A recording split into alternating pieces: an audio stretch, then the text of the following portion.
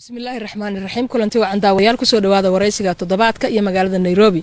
Waraysiga toddobaadka waxaa marti iigu ah siyaasiga Cabdulaahi Maxamed Cali Sambaloolshe oo ah taliyii hore ee nabad sugidda iyo sirdoonka qaranka Soomaaliyeed waxa uu ku sugan yahay magaalada Nairobi. taliya Sambaloolshe kusoo dhawow TV-ga Universal marka hore marka xiga waxaan jeclaan lahaa wadankii marka aanu ka hadlayno doorashooyin baa iskor saaran doorashadii guud ee qaranka jirta ee dalka Soomaaliya tii maamulka deegaan ahaan ay ka soo jeeday ee Hirshabeelle iyo iyadana ay socotaan inkastoo khilaaf xoogan uu ka jiro siday horta Hirshabeelle markaan ku hormarno wax uga socdaan bismillaahi raxmaani raxiim xamdi waa mahadsantahay waa runtaa sidaad sheegtay dalku jawi doorasho ayuu galay laba doorasho ayaan hadda isa saaray sidaan sheegay mid waa tan Hirshabeelle oo hadda gacmaha lagu jiro dood adag iyo khilaaf adag uu ka taagan yahay midna waa tan nationalka ama waa tan qaranka oo soo socoto loo balansan yahay inay waqtigeeda ku qabsoonto haddii aan sawir guudkaas iyo tan Hirshabeelle sida la socotaba maamul goboleed dalka ee shanta jira tii ugu yareed waaye waana midda ugu horumarka yar mid ka soo kabatane ma ahan duruufii dalka uu ku sugnaa 30 sano la soo dhaafay isjiid fara badan ayaa lagu dhisay is-ogol laguma dhisin si jaataarogan ayaa lagu dhisay mar uun magacii bix ayaa lagu dhisay labada gobol dadka deganna marnaba si raalli iskaga mahayn ama kuma calool fiyoobeen midba midka kale inuu ku biiro nasiib darradu waxay tahay dawladdii jirtay 2016kii ee madaxweyne xasan sheekh xilli doorasho oo dadku miir lahayn oo jalla jahawareersan yahay nin walba oo kursiga iyo doorashada iyo sidoo ugu soo bixi lahaa kaliya oo culayska saarayo ama wadanayna ayaa la abaabulay dib heshiisiin iyo looma sameeynin aas fiican looma sameeynin ayadoo la is aqbalsan lama sameeynin nasiib darradu haddana waxay tahay dawladda hadda jirta ayaduna waxay isku dayaysaa ayadoo uga faa'iideysanaysa ama raqow daraynaysa inay si cimri dheeraysa rabta ama qof isbahaysigeeda gacan ka mid noqon tara si uu gacan uga siiyo soo noqoshada dalka ay rabaan inay ku dhisaan taas ayaa la diidan yahay dabcan maamul jantaan rogan ama si aan laga fiirsan lagu dhifsanana mana shaqayn doono mara barakaysna Hirshabeelle marka la yiraahdo waa deegaan weyn qabaa'ilo fara badan ku nool oo ku midaysan maamulkaas qabiiladan waxaad moodaa inay dareemayaan sadbursi oo beelihii 4.5kii sida guudba dalka Soomaaliya wax loogu qaybsaday ayay maamuladan uga jiraan hal beel oo beelihii kamid ah moodaa inay kaligeed wax raadinayso oo leedahay waa in doorashadii aniga kaliya aan u tartamaa oo madaxweyne ka noqdaa beelihii kaleetana way u midaysan yihiin oo waxay rabaan in waxaan dhexda la soo dhigo oo lagu tartamo sababta hal beel ay u lahaanayso inay kursigan madaxweynenimada ayada ay maalin kasta u soo istaagto oo beelaha kale ay marti uga noqdaan maxay tahay ujeedada horta sidaan aad ka wada waxay la tahay beeshaas aaminsan in kursiga loo xiray xawaalaad ka wadaan malayna beesha aan ka soo jeedo waa runta horta Hirshabeelle markii la dhisay heshiis iyo rasmi ma noqonin ayaa lagu dhisay xawaalana mabdiin hadda ma diidan maamulkaas in la dhiso laakiin wuxuu diidan yahay 3 ama 4 qofood inta meel isla galaan in masiirka ummadda mugdi lagu saxo oo qof Hirshabeelle waa shabeellada dhexe Hiiraani qof ma ahane inaan qof loo dhisin ay horta aaminsan yihiin dhinaca kaleeto waa runta dawladnimada uma fiicna qabiil gooni ah in wax loo xiro laakiin asal waxa ah war waxaan sidii ay noogu dhisnaayeen Hirshabeelle marka la dhisay Hiiraanna waxay qaadatay madaxweynaha iyo gudoomiyaha baarlamaanka shabeellada dhexena waxay qaadatay madaxweyne ku xigeenka iyo caasimadda su'aashu waxay tahay wuxuu ma sidii noo ahaanayaan ma si waa la kala bedelaya xawaalada sidiisa ka teeda kale wuxuu aaminsan yahay dadka hadda sheegaysa inay midaysan yihiin hor dadku waa wadad walaalaha ayaguna iskama soo horjeedaan labadii sano la soo dhaafay la abaabulay dawladdaana hadda abaabulaysi qaasatan taliyaha nabad sugidda iyo madaxweyne ku xigeenka Hirshabeelle ayaa dadkaas abaabulay xawaaladu markuu wuxuu aaminsan yahay in la isku bahaystay wala aaminsan yahay maanta inuu tabar daran yahay isbahaysigan siyaasadeed la rabo in lagu dardaro aqligiisana malaha waxa ku jirta cadawgaaga lama toogay waa loo tun adkaada waxa kale oo ku jirta war wixii maalin kasta degdeg lagu dhisay bil 3 reerkaaga waa ka bixisa reer kalena kuma gaarsiiso war Hirshabeelle aas fiican aan lahayn amma ay sheegeen maxaan ku dhahaa haddana inta Hiiraan idinka baabiiso meel kale idin gaarsiin weysa oo ku jirta xawaale dadku waa walaalo dadka hadda xawaale wax ka tabanaya waxaa la rabaa in ayaga naftooda hadday run sheegayaan raadiha inay ka qayliyaan maahane ama ay ka doodaan maahane waa walaalahooda intay u yeertaan ay u gardhigtaan hadday xitaa ayagu isfahmi waayaan dad u kala gar qaadi kara oo dhexdhexaadin kara oo wax kala dhihi kara ayaa jira meeshaan dawladdan ayaa dadkan isku darayso saaxiibkay mahad salaada wax dhihi jiray waxbaa la isku qataaraa sidii ahaan jirto ahlu sunni xaaf la isku qataaray axmed madoobe tiimkiisii la isku soo qataaray madaxweyne ku-xigeenkii baarlamaankii maxaan ku dhahaa puntland la isku soo qataaray ayaa hiiraanna la isku qataaro waxaan rabaa reer hiiraan la isku qataaro reer shabeellada dhexe reer hiiraan la isku qataaro maxaan ku dhahaa reer shabeellada dhexe la isku qataaro guud ahaan mucaaradka la isku qataaro waxaanu dawladdaanaan shax dhiganaysee midna waa ka fashilmaysaa midna waa hirgelaysaa marka horta waxaan wax oo dawladdaanu abaabulaysa waaye after allna waxaa la rabaa ninkii sad bursi watana lama yeelaayo hirshabeelle anaa ii xirantahay lama yeelaayo hiiraan anaa iskale lama yeelaayo qof kale in la faquuqo hadda xawaadlan uu faquuq dareemana qof akhrisanaysa ma jirto waxaanu dhan waxaa la rabaa si walaaltinimo ah oo laab xaaran in dib u heshiisiin loo gaaro dadku is aqbalo danahoodan ka shaqaysto sambalolsha adigu ma waxaad hadda aaminsan tahay in kursigan in maamulkaasi marka la qaybsanayo kursiga madaxweynaha uu iyaga u xiran yahay aniga ma aaminsanay kursigu reer hebel inuu suntan yahay laakiin waxaan aaminsanahay dadku inuu ku heshiiyo ama inuu ciriinka wax ku wadaago ama inuu doorasho ii sheegeen oo wax ku kala helo nasiibkiisa oo helo laakiin asal waxa ka sidii wax lagu kala qaadanayo micno badan ma lahane inta la isku yimaado in la wada hadlo oo wax raali la iskaga yahay oo la iskaga calool fiyow yahay la dhista asala reer hebel kursi loo xiro hadda micno badan laakiin reer hebel ayagana waa la xoogayaa qof kastoo meeshaas imaanayo waxaa muhiima kalsoonida shacabka inuu haysto waxaa muhiima maamulkaanu hadda maamul oo ii sheegeen salka loo dhigay ma ahan waa maamul meeshii lagu dhisay ka hooseeye maamul hadda hore u kacay maaha deegaanka inta badan shabaab haysta dagaalada qabaalku waa joogto fatahaaduhu sanadka sii dhacaan jidadkii ma hagaagsana adeeg caafimaad iyo mid waxbarasho ma jiraan dadka duruufo adag ayaa ku dhex jiro war maamul waxaas ka bixin kara aa loo baahan yahay maamul qabaa'il kala jiidanayaan oo qolo ha loo xiro qolo kalena ii sheegay maxaan ku dhaxo ma ahane cagta inta la mariyo la xukumo nin kasta oo meeshaas xukumaaya ama madax ka noqonaya koow kalsoonida dadku waa inuu haysto laba wax heshiis lagu yahay waa in loo dhiibto ee qolo gooniya wax qasba kartaa meesha ma jirto hadda hardanka ugu weyn waa kursiga ugu sarreeya madaxtinimada ee madaxweynaha marka deegaano la qaybsadana deegaan ahaan qoyska aad ka soo jeeda hadda kursiga madaxweyne ka ah iyagii haddana wax tabanayo oo wax la cararayo kursiga waana lagu haystaa maxay tahay waxa gaarka oo dadka aysan u jeedin oo ayaga beelaha kale ay kaga cararayaan horta xawaadle waa waayeel qolo walba meelay waayeel ka tahay waa waayeelka hiiraan dadka hadda oo dooda qaba oo dacwada qabana waxay ahayd dabeeciyan ayay gadaashooda inay sabtaan dabcan siyaasad xumo iyo tala xumo badan iyo abaruj xumo fara badan oo lagu eedaynayo waa jiraan madaxweynaha hadda waaroo kaleeto waxaa la yidhi ii sheeg waa nin oo argagixis haysato waa nin sida la socota jiis ah lugtu jiraya mooga tan kale horta cali guudlaawo nin la yidhaahdo iyo sheekh cismaan nin la yidhaahdaa geed ku xirtay faad tarar iyo argagixis nin lagu hayo waa waxaa la yidhi qofku markuu sakaraad yahay shaydaanka biyo la soo ag fadhiisa qabow oo yiraahdo markuu ashahaada maaga biyahana ku siino waana ka sakiya ninkaas niman la yiraahdo nabadin oo la biyo sidii shaydaankii la ag fadhiyo cali guudlaawe iyo ninka baarlamaanka jooga iyo baarlamaanka bastooladii madaxa uga hayaan nin tarar ku jiro xoreyn u baahan waa maxaan ku dhahaa dabcan asaguna hadee maamulka meesha jooga odayu ka yahay madaxu ka yahay laakiin waxa la aaminsan yahay bacdama Johor uu joogo perception-ka jira nin rikaata ku jira inuu yahay oo aan xor ahayn markastana taktiga iyo dabacana ay ka keenayso nugayl iyo maxaan ku dhahaa fulaynimo xawaadle waa runtiis annaga laakiin meeshaan hadda xawaadle iyo hebelowba ma ahane meeshaan laba jaanib baa la kala yahay mucaarad iyo maxaafid la kala yahay annaga mucaaradaan nahay deegaankaan ka soo jeednaa waxaana la ka rabaa fahad iyo farmaajo iyo hadda tiimkooduna annaga wanaagna lama rabaan annaga mucaarad haddaan nahay waxaana la ka rabaa in aan meeshaas maamulka dhisno gacanta aan ku qabanno walaa waara hadduu misbehave garow tala xun yahana meel la saaro ku kale hadduu tala xun yahana meel la saaro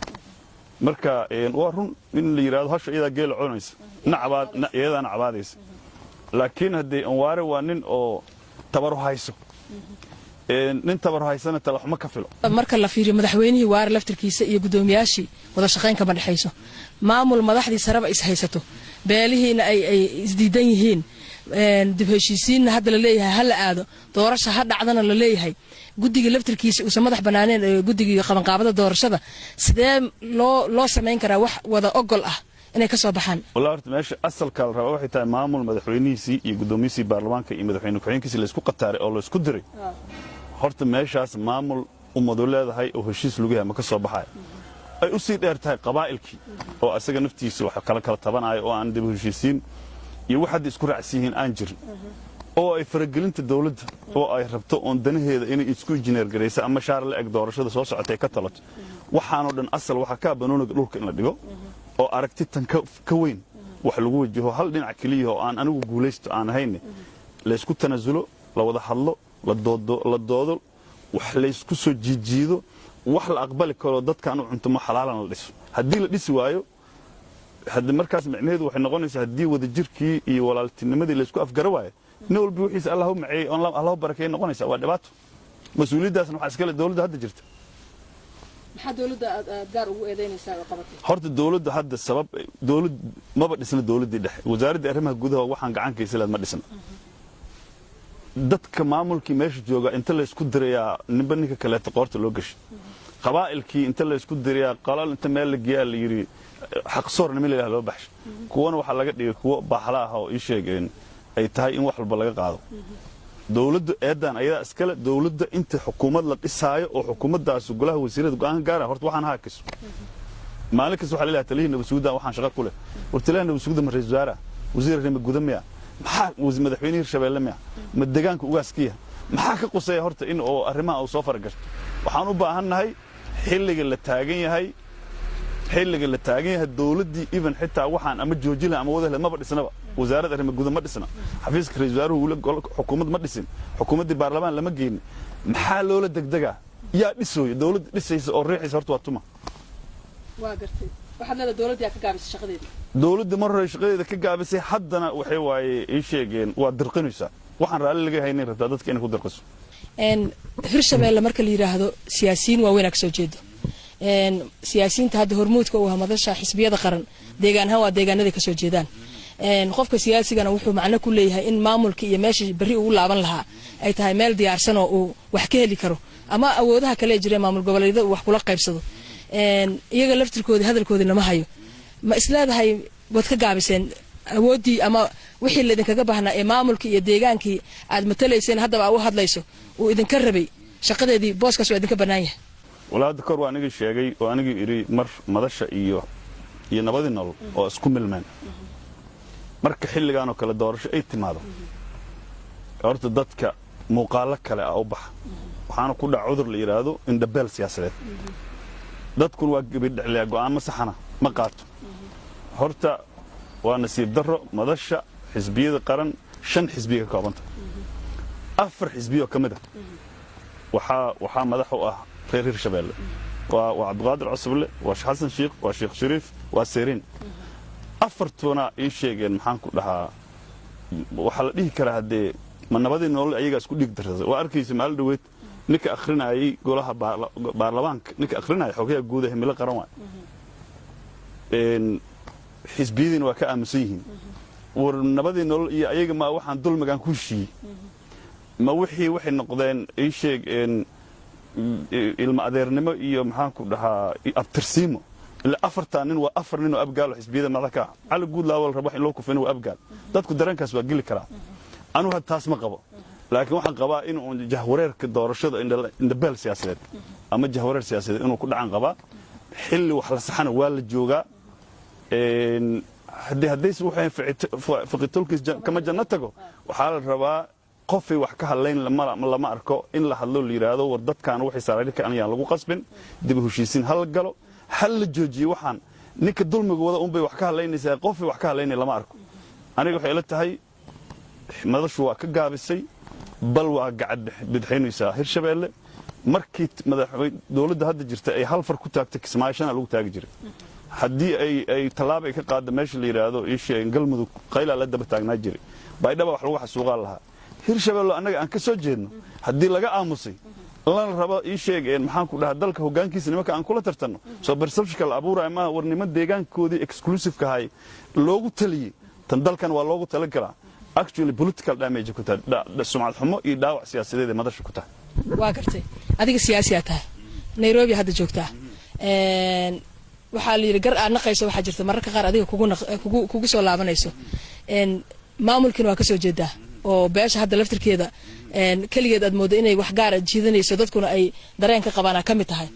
sibaa u difaacaysaa ma la dhihi karaa laftirkaaga kama marnid fiqitolkii kama jarno tago wallaahi horta meeshaan aniga nin weynaan ahay soomaalinimadaan aaminsanahay meeshan soomaali ka gala waa hawiye waa anigii advocate hawiye u ahaa haddaan hawiye galana meeshaan hawiye gala xawaadlo waay fiqina runtiisu waayo kama jan rasuulka calayhi salaatu wasalaam nin u yimaada gabyahan hadda kahor wuxuu yidhi qurayshtaan ku dhibtay aan gabay ku cayna wuxuu yidhi nimankan anaa ka dhashay ha caynin yaa rasuulullah adiga intaan saan sidii tin cajiin ku jir kaa bixiyo inta ku dhigo ayay keligood wax ka sheegaa maya si kastood iyaga saarto waa ay saamaynaysaa horta guul kasta iyo guul darro kasta ee xawaadle ku timaada qaybaan ka hay anna waa ay saamaynaysaa mar kastana nin qablaan ah qabiilkiisa qabkiisaan ah laakiin xawaadle haddii meel laga gala la waaye oo cid loo dira la waaye oo wax ka qabta la waaye anigaa rasuulaha loo dira wax alla wixii ku maqan oo ay ku gardaran yihiin anaa qabanaya mas-uuliyaddaas anaa qaadaya gardarrana ma raba inaan ku garab siiyo laakiin haddana in ii sheegayna la bahdilo la yimaleed gareeyo inaan horseed ka noqdo ama aan ka aamuso ma qaba nin dadka danta dadkiisa meel mugdiya in lagu saxiixo raalli ka ah horta aniga ma ah war waa laga gardaran yahay nimankan haddii gardaran yihiinna waa la qabanaa waa very simple waa micnaha tolka iyo kabtaada dhexda looga jira nay after all aniga haddii laga gardaran yahana waxaan rabaa hero difaaca inaan noqdo hadday gardaran yihiinna rasuul loo diro qaban karo shaqo ka qaban karo inaan noqdaan rabaa waa gartay maxaa is leedahay tallaabadaas ugu qurxoon oo hadda hirshabeelle iyadoo la qaybsanayo dawladnimadii iyo maamulkii dadkuna ay wada qanacsan yihiin wax loo samayn karaa afar arrin baa muhiim ah horta waxaan sida ay yihiin xalaal ama ha ahaadaano ama xaaraan ha ahaadaani in loo dhaafo waa qodob oo sida hadda waxaan walba madax ka nool magacyaalay ahaayeen maamul micno leh oo isku xiran labada gobol oo hiiraan iyo shabeellada dhexana waa qaybsan yihiin ma midaysna sidooda in loo dhaafo oo hadda siday yihiin wax loo dhaafo qodob waay haddii la waayo doorasho dib ha loo dhigo midda nationalka aan qaban ayadoon hadda doorasho waxa lagu salaynin oo waxa maamul dadka u shaqeeya la dhisaayo ha loo soo jeesto haddii la waayo waqti ha la siiyo waxaan qabaa ugaaska xawaadle inuu gogol dhiga beledweyne gogol dib heshiisiina oo ah tii 2016kii intuu ku baaqay laga soo qaado oo laga soo dirqiyo jowhar la keeno gogoshaasaa la gelaa meeshaasaana madmadowga reer hiiraan iyo reer shabeellada dhexe iyo guud ahaan dadka labada gobol lagu dhammaynaa maamul heshiis ku yihiin oy hadda injineer garayseen ama sidooda ha u dhaaftaan ama si kale ha ka dhigtaane ha soo samaystaan haddii la waayo waxay ku tahay waxa kaleeto waxay tahay in bidixda la isku salaamo oo nin walba oo wixiisa alla u barakeeyo haddii maamulkii in la burburiyaa loogu talagalay baaq kastoo la jiidiyena ma waqti looma hayaa la yidhi waqti waxa xunba waa loo haya waxa wanaagsan in loo helo afartaas arrimoodaan qabaa in loo sameeyo asalna waxaa ka dadka reer hirshabeelle inay iyagu heshiiyaan oo ay isku calool xaaraan oo danahooda qabsadaan sidii dadka dadweynaha kaleeto jaalkooda haddii kale weligood daruufahan xun dagaaladan fawdadan iyo horumar la'aanta facod ka reebta ku jiraan hadda hirshabeelle maamul ahaan adiga deegaanka ka soo jeedo ku abtirsanaysay siyaasiyiin waaweyn iyo waxgarad waaweyn ay leeyihiin aqoon-yahanay leeyihiin wadanku waa federaal maamulaha dalkii uu qaybsan yahay dowlad goboleedyaa dhisan qaybay ka yihiin sababta hortaagan in dowlad goboleed macno leh oo saldhigta oo dadkoodii ama waxbartay ama aqoon-yahanka ama siyaasiyiinta ahaa ay waqti geliyaan si ay wax ula qaybsadaan asaagoo dowlad goboleedyada dariska la ah ama dowladdii dhexe macaamil macno leh oo dowlad macno leh oo tirsan oo maamul diyaarsan uu u noqdo maxaa hortaagan oo u saldhigan layahay horta waa doqonnimo dadka haysata waana waxaan ka digayo waana waxaan leeyahay war heedhe fahad iyo farmaajo iyo qadartooda iyo waxaan danaha siyaasadda meesha kale waxba idiima dhisayaane dadkii kale waa idinka tegey reer hargeys waa idinka tageen reer garow waa idinka tageen war idinku wax dhista waa waxaan leeyahay waana duqannimo problemkuna waa proximity-ga xamar ay u dhow yihiin meeshii rabay dhawaasho xamar ay u dhow yihiin inay ka faa'iidaystaan ayaa xooggii iyo xoolihii iyo taladii xamar u dhawaaday intii kaleba waa la iska hilmaamay warwaal siyaasad aan constituency lahayn adduunka meel ka jirta lama arko siyaasad madax ka nool adduunka meel ka jirta siyaasad waxaa la rabaa inay xididda leedahay laama leedahay geed weyn ay tahay siyaasiyiinta hawiye qaasatan kuwa hirshabeelle ka soo jeeda guud ahaan kuwa hawiye qaasatan kuwa hirshabeelle ka soo jeeda waa dhaliilan yihiin dalkana inta meeshaan qariban tahay weligiis dalkaan uma hagaagayo dadkaan aaminsan kursigaas madaxtooyada inay ku fadhiistaan moogii kursi hoose iyo meel hoose inay ka soo shaqeeyaan waa nasiib darro war dawladnimada qaanuguni ka tolantahay hoos ha loo daadajiyo nin walbana tuuladiis ha tago maamul ha ka soo dhiso si guudna ha loo shaqeeyo si gooni ha loo shaqeeyo kadibna marka waxaas waa iswaafaqaan arrinkaas waa dhaliil jirta waana midaan maalin walba raadiya aan la taaganahay doodayduna ay tahay wareedha annagu aan wax qabsanno maalin ilaahay keeno dawladda wax nagu imboos garayso kismaayo lagu imboos garay karo oo garow lagu imboos garay karo waay dhowsmareeb iyo beledweyne iyo jowhar kaliya iyo xamar dawladdu waxa kuntaa oo doqonnimo teennaa adigu nin siyaasi tahay siyaasadana waa ka hadlaysaa marka laga soo tago talada guud iyo dee inaad geed fadhi tahay oo meesha mas'uuliyad ka saaranta maadaama deegaanka aad ku abtirsanayso ma waxaa ka leedahay damac siyaasadeed ha aniga waxaan ahay ma sida hadda wax ku socdaan haddii wax ku socdaan ma si heshiis lagu haddii wax lagu dhisaayo aniga haddii si heshiis wax lagu yahay oo meel qabta haddii wax lagu dhisaayo candidate u taagan musharax u taagan madaxweynenimada hirshabeellaan ahay taas ma baqarsoonaba laakiin waxaan la walwalaaqaa anigu qayb ka maahay haddii lacala tartankan aad ka qayb gasho kursigan madaxtinimada ee hirshabeelle sidaad hore u sheegtayba inaad musharax tahay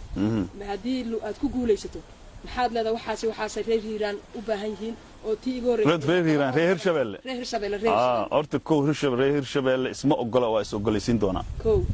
maamulkoodu salka dhulka uma yaalle salkaan dhulka u degi doonaa shabaab waa ka xorayn doonaa haddii ilaah yidhaahdo marka waddanka la yidhaahdo dhaqaalaha waddanka meel fiicanay ku lahan jira xagga wax soo saarka beeraha xoolaha kalluumaysiga iyo warshadaha haddii ilaah yidhaahdo sidoodii ayaan ku soo celin doonaa waana nasiib darra maanta meesha ugu xoosaysa waddankayna ku jiraan waxaan ballan qaadi doonaa haddaan madaxweyne ka noqdo madaxweynaha soomaaliya madaxweyne ku dhashay hirshabeelle ama hiiraan ha ku dhasho ama ha ku dhasho shabeellada dhexe inaan keeno oon mataanayaan keenaa ma ka shaqaynayo waa bas asila haddaan keeni waayo madaxweyne hirshabeelle ku dhashaan keenaa aniga madaxweyne soomaaliya noqdo waa mataanaynaya marka haddaan keeni waayo adcaf iimaanku wuxuu yahay madaxweyne hawiya oo aan daba dhili fahdii farmaajo ahaynaan keenaa markaan kasoo tagno hirshabeelle waddanku doorashuu galaya doorashadii waa la isku raacay shalay mucaarada ahaydeen maalin kasta waa qaylinayseen keligaa ma ahan mucaaradka o dhan aan ka hadlaya markii dawladdii ay ogolaato madaxweynihii ogolaaday in doorasho qof iyo cod ahaad shalay diidaneedeen doorashadii ay dhacdo haddana meelaa ka baxdeen waa la waayay ma wixii kadis idinku noqday sidee wax u jiraan horta annaga waxa aan dimaangaraynayna ama aan dalbanayna soo doorasho ma hayn soo laguma heshiin hee doorashadii maxaa loogu heshiimaa leenna annaga waxaan rabna waaba helnee teeda kale waxay tahay ninkaan diyaar ahayn waa la arkaa doorasho horta loo dhaqaaqo meeshaana the question is inaad diyaar tahay inaad ahayn ma ahane dastuurka waa in la ilaaliyo wixii ummadda ku heshiis waa in la ilaaliyo 4 sanaba mar in la qabto qof doorasho laga baraya ma jirto waxaa la yidhi geela maaragtay markii caanaha laga maalayo midna tartiibaa loo salaaxaa waa la lisaa midna waa la gujiyaa hasha gujada caana oo keenso kama tuugin horta farmaajo lagama tuugin doorasho ee waxa waaye barasha beesha caalamka barashaka puntland iyo jubbaland iyo isbahaysiga muqdisho ka keenay qofka toogtay cadoomadu ma jirto doorasho anaga diyaaraan u nahay waana mahadsan yihiin intii ka soo shaqaysay haddana weli ishaan ku haynaa weli kalsooni ma qabno wixii lagu ballamay inay niyad sami ka tahay farmaajo inaysa keenna waxaa ka daliila safarkii ugu horreeyay markii doorashada lagu heshiiyey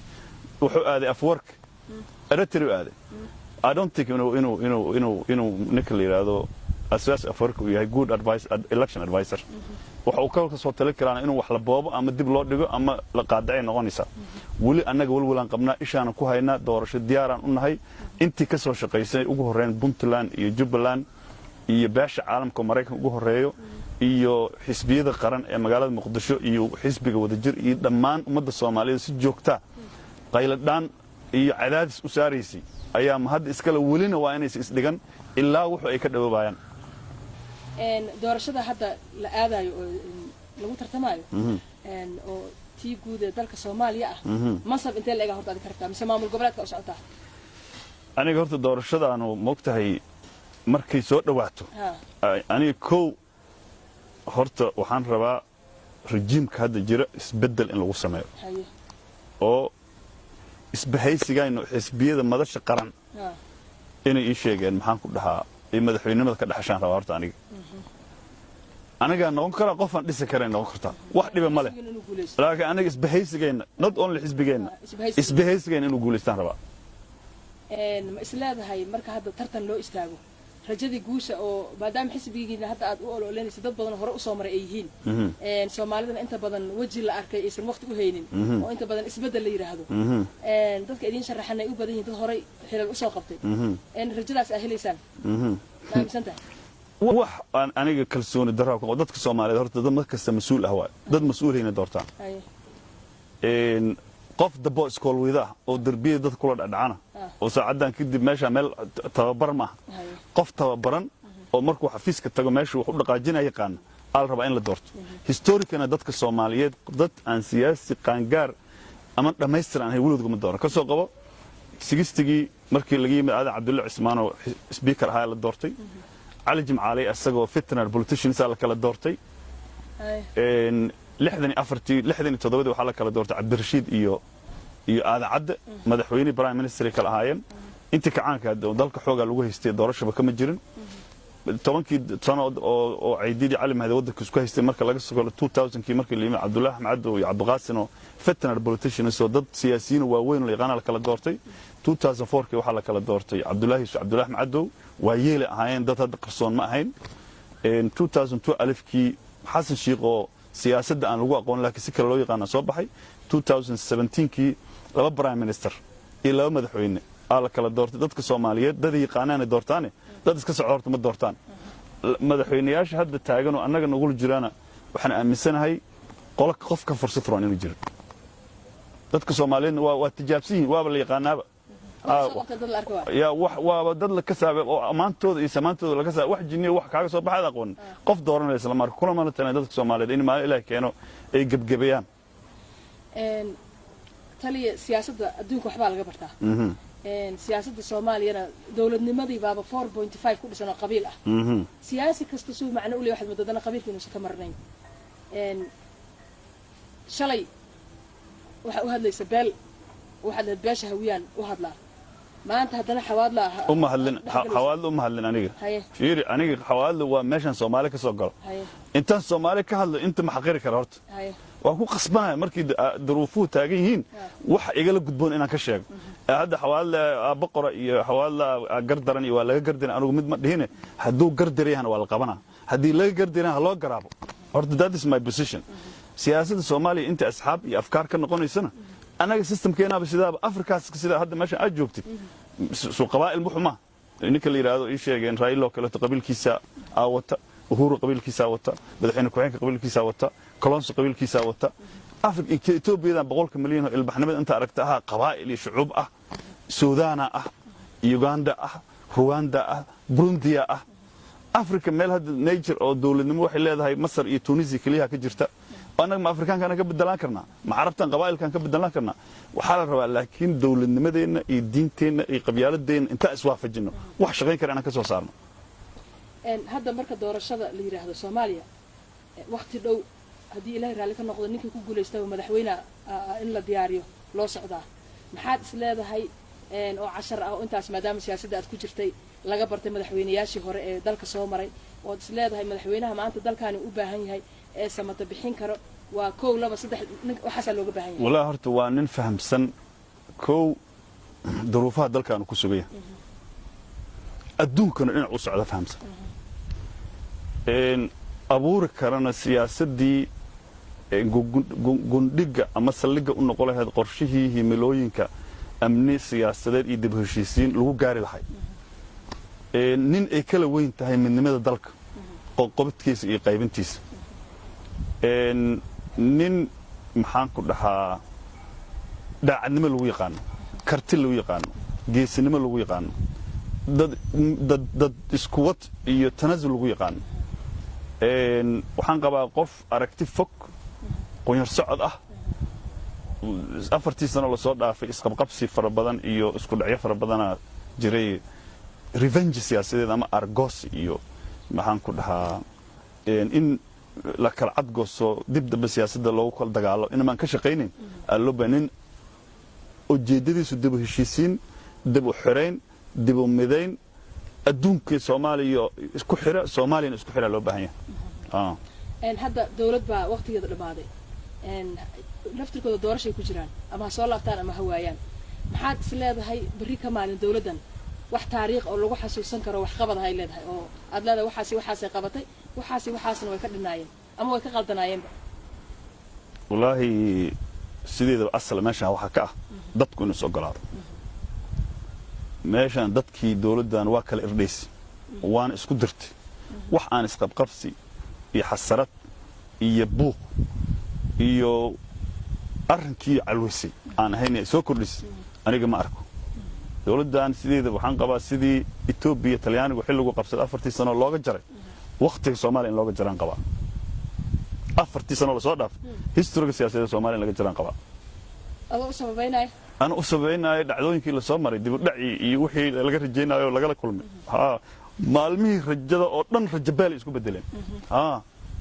intaas ayaan ugu dhahan ku soo gabagabeynayna waraysiga toddobaadka oo marti igu ahaa taliyii hore nabad sugidda iyo sirdoonka qaranka Soomaaliya Cabdullaahi Maxamed Cali Sambaloolshe oo ku sugan magaalada Nairobi.